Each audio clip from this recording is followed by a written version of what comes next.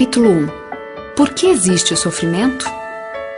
Muitas pessoas veem os resultados do mal com suas misérias e desolação e questionam como ele pode existir no reino de um Deus infinito em sabedoria, poder e amor. Aqueles que estão dispostos a duvidar utilizam isso como desculpa para rejeitar os ensinos da Bíblia. A tradição e a interpretação errônea têm obscurecido o ensino da Bíblia sobre o caráter de Deus, a natureza de seu governo e a maneira como ele trata com o pecado. É impossível explicar a origem dos sofrimentos humanos de modo a dar a razão de sua existência. Apesar disso, pode-se compreender o suficiente sobre a origem e término do pecado a fim de que seja percebida a justiça e bondade de Deus.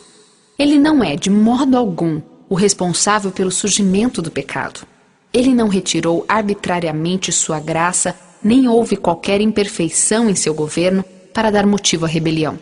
O pecado é um intruso e não pode ser oferecida razão alguma para sua existência. Desculpá-lo significa defendê-lo. Se fosse possível encontrar uma justificativa para ele, deixaria de ser pecado. O pecado é a atuação de um princípio contrário à lei do amor, que é o fundamento do governo divino. Antes da manifestação do mal, havia paz e alegria por todo o universo. O amor a Deus era supremo e era imparcial o amor de uns para com os outros. Cristo era um com o eterno Pai em natureza, caráter e propósito. O único que poderia entrar nas decisões e propósitos de Deus. Nele foram criadas todas as coisas nos céus e na terra, as visíveis e as invisíveis, sejam tronos ou soberanias, poderes ou autoridades. Todas as coisas foram criadas por Ele e para Ele.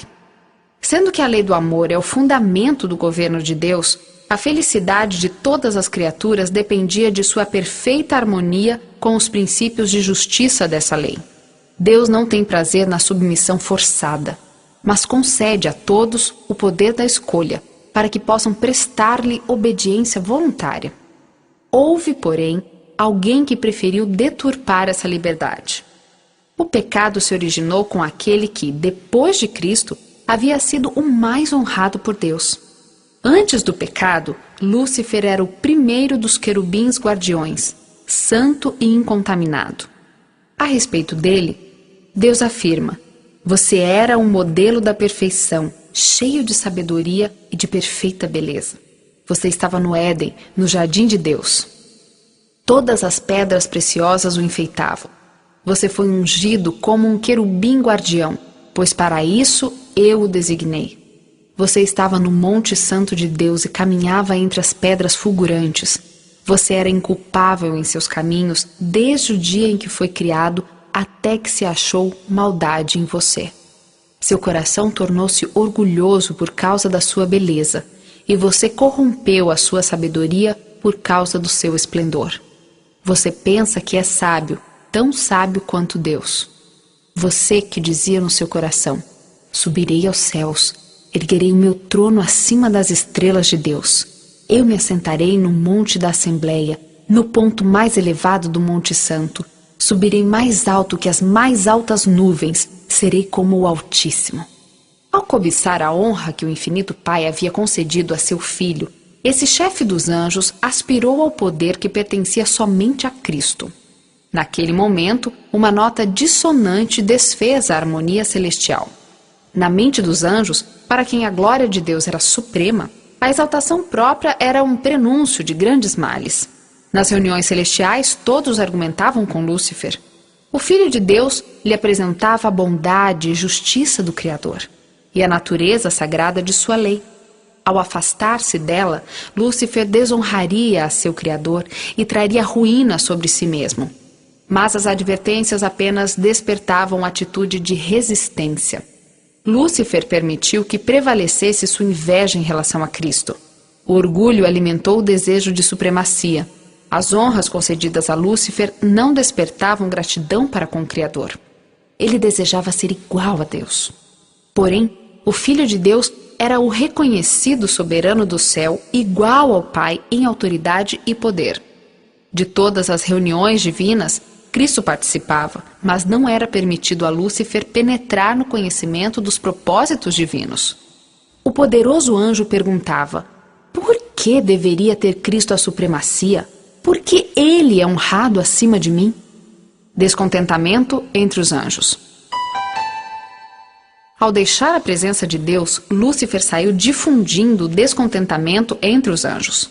Ele agia de maneira dissimulada e escondia seu verdadeiro propósito, aparentando ter reverência a Deus. Também esforçava-se em provocar insatisfação pelas leis que governavam os seres celestiais, insinuando que elas impunham uma restrição desnecessária. Sendo que os anjos possuem uma natureza santa, Lúcifer insistia em que eles deveriam obedecer unicamente sua consciência. Pensava que Deus o tratara de maneira injusta ao conceder honra suprema a Cristo.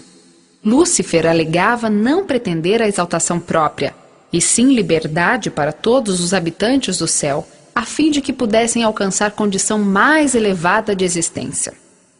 Deus tolerou Lúcifer durante muito tempo.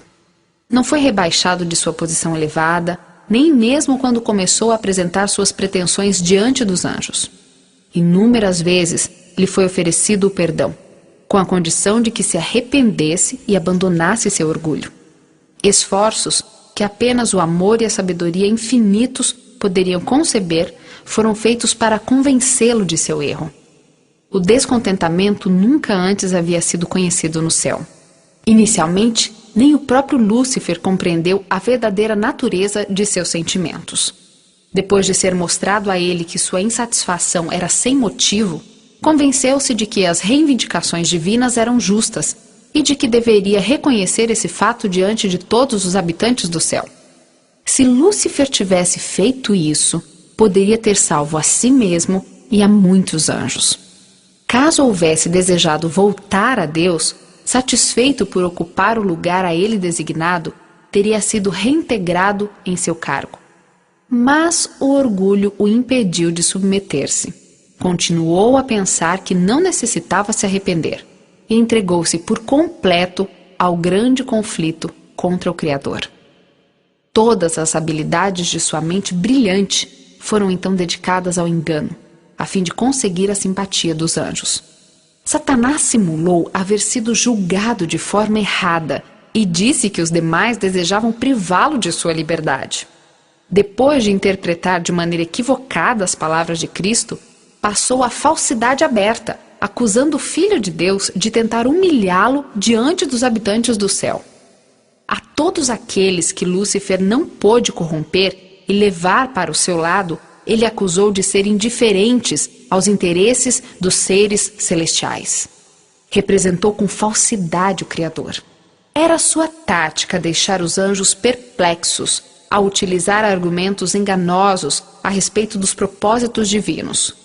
Tudo que era simples ele envolvia em mistério e, por meio de astuta perversão, lançava dúvida às mais claras afirmações de Deus. Seu elevado cargo dava maior força às alegações. Muitos foram induzidos a se unir a ele na rebelião. A desafeição torna-se aberta revolta. Deus, em sua sabedoria, permitiu a Satanás continuar sua obra, até que a atitude de desafeição amadurecesse e se tornasse uma visível revolta. Era necessário que seus planos fossem completamente desenvolvidos, para que seu verdadeiro caráter fosse visto por todos. Lúcifer era grandemente amado pelos seres celestiais, e sua influência sobre eles era forte. O governo de Deus incluía não somente os habitantes do céu, mas de todos os planetas que ele havia criado. Por isso, Satanás pensou que, se pudesse levar à rebelião os anjos do céu, poderia também levar outros mundos. Utilizando sofismas e mentiras, ele tinha grande poder para enganar. Mesmo os anjos fiéis não podiam discernir perfeitamente seu caráter ou ver quais seriam as consequências daquilo. Satanás havia sido tão honrado e todos os seus atos eram tão misteriosos que era difícil aos anjos desvendar a verdadeira natureza de suas ações. Antes que tivesse um desenvolvimento completo, o pecado não pareceria o mal que em realidade era. Seres santos não eram capazes de perceber as consequências de desprezar a lei divina. Inicialmente, Satanás havia alegado estar promovendo a honra de Deus e o bem de todos os habitantes do céu. Ao lidar com o pecado, Deus poderia utilizar somente a justiça e a verdade. Satanás podia fazer uso daquilo que Deus não usaria: lisonja e engano. O verdadeiro caráter do usurpador deveria ser compreendido por todos. Seria necessário tempo para que ele mostrasse quem realmente é através de suas más ações. Satanás atribuiu a Deus a discórdia que o seu próprio procedimento havia causado no céu. Ele declarou que todo o mal era provocado pela maneira como Deus administrava o céu. Por isso era necessário que Satanás demonstrasse suas verdadeiras pretensões ao revelar as consequências das mudanças propostas na lei de Deus. Suas próprias ações deveriam condená-lo. Todo o universo deveria ver o enganador desmascarado. Mesmo quando foi decidido que Satanás não poderia mais permanecer no céu, a sabedoria infinita não o destruiu. A submissão das criaturas de Deus deve ser motivada pela convicção a respeito de sua justiça. Os habitantes do céu e de outros mundos, estando despreparados para compreender as consequências do pecado, não perceberiam a justiça e a misericórdia de Deus caso ele destruísse Satanás. Se este fosse destruído imediatamente, os outros teriam servido a Deus por medo em vez de amor. A influência do enganador não teria sido completamente extinta e nem eliminada a atitude de rebelião. Para o bem do universo, através das futuras eras, Satanás deveria desenvolver plenamente suas intenções, para que todos os seres criados pudessem perceber corretamente as acusações dele contra o governo divino. A rebelião de Satanás deveria ser para o universo um testemunho a respeito dos terríveis resultados do pecado. Seu governo mostraria quais os frutos de se rejeitar a autoridade divina. A história dessa terrível experiência de rebelião deveria ser um meio de proteção permanente a todas as criaturas, livrando-as de cometer pecado e sofrer o castigo por ele. Quando foi anunciado que, juntamente com todos os simpatizantes de Satanás, ele deveria ser expulso das habitações celestiais, o líder dos rebeldes confessou ousadamente seu desprezo pela lei do Criador. Denunciou os estatutos divinos como restrição à sua liberdade e declarou que seu objetivo era conseguir a abolição dessa lei. Livres dessa restrição, os anjos poderiam alcançar condição de existência mais elevada. Banidos do céu. Satanás e suas hostes lançaram a culpa de sua rebelião sobre Cristo. Afirmaram que se não houvessem sido censurados, não teriam se rebelado. Eram obstinados e arrogantes, ao mesmo tempo que, blasfemando, pretendiam ser vítimas inocentes do poder opressor. Em resultado disso, o grande rebelde e seus seguidores foram banidos do céu. A atitude de Satanás ainda inspira a rebelião na terra entre os desobedientes. Assim como ele, muitos pretendem que os seres humanos alcançam liberdade ao transgredir a lei de Deus. A reprovação ao pecado ainda desperta ódio. Satanás leva as pessoas a justificar-se e a procurar a simpatia de outros em seu pecado. Em vez de corrigirem seus erros, indignam-se contra aquele que aponta os erros, como se fosse ele a causa do problema. Assim como no céu, Satanás representou de maneira distorcida o caráter de Deus, fazendo com que ele fosse considerado severo e tirano. Satanás induziu a humanidade a pecar. Declarou que as injustas restrições de Deus haviam levado o ser humano à queda, assim como determinaram sua própria rebelião. Banindo Satanás do céu, Deus demonstrou sua justiça e honra. Entretanto, quando o ser humano pecou, Deus ofereceu uma prova de amor, entregando seu Filho para morrer pela raça pecadora. Em Cristo, o caráter de Deus é revelado. O poderoso argumento da cruz demonstrou que o governo de Deus não era a causa do pecado. Durante a vida terrestre do Salvador, o grande enganador foi desmascarado. Sua pretensão, ousada e blasfema, de que Cristo deveria adorá-lo, a contínua maldade que atacava Jesus de um lugar a outro, inspirando o coração de sacerdotes e povo a rejeitar seu amor, e o brado, crucifica-o, crucifica-o, tudo isso despertou o assombro e a indignação do universo. O príncipe do mal exerceu todo o seu poder e engano para destruir Jesus. Satanás utilizou os seres humanos como seus agentes, a fim de encher de sofrimento e tristeza a vida do Salvador. Os fogos da inveja e maldade, ódio e vingança irromperam na cruz contra o Filho de Deus. Na cruz, a culpa de Satanás foi claramente apresentada. Ele revelou seu verdadeiro caráter. Suas mentirosas acusações contra o caráter de Deus apareceram como realmente são. Ele havia acusado a Deus de exaltar a si mesmo ao requerer obediência de suas criaturas e declarara que, embora o Criador exigisse a abnegação de todos os outros, ele próprio não a praticava e não fazia sacrifício algum. Na morte de Cristo foi visto que o governante do universo havia realizado o máximo sacrifício que o amor poderia efetuar, pois Deus em Cristo estava reconciliando consigo o mundo. Cristo, a fim de destruir o pecado, humilhou-se e foi obediente até a morte. Em favor do ser humano. Todo o céu viu a justiça de Deus revelada. Lúcifer havia declarado que a raça pecadora estava além da possibilidade de salvação.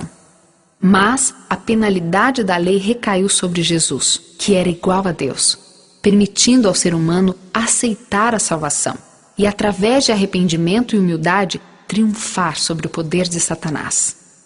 Mas não foi meramente para salvar o ser humano que Cristo veio à Terra e aqui morreu. Ele veio para demonstrar a todos os mundos que a lei de Deus é imutável. A morte de Cristo prova que ela não pode ser modificada e demonstra que a justiça e a misericórdia são o fundamento do governo de Deus.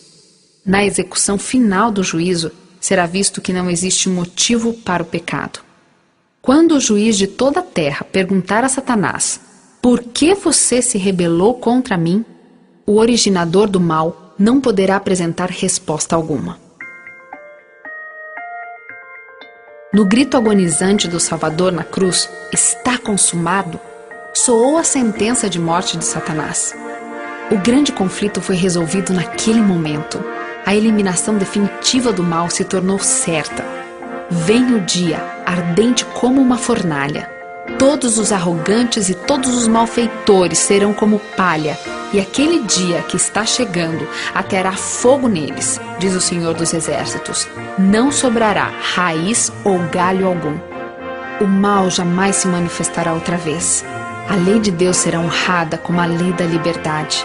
Criaturas provadas nunca mais se desviarão da fidelidade àquele cujo caráter foi manifestado como expressão de amor ilimitado e infinita sabedoria.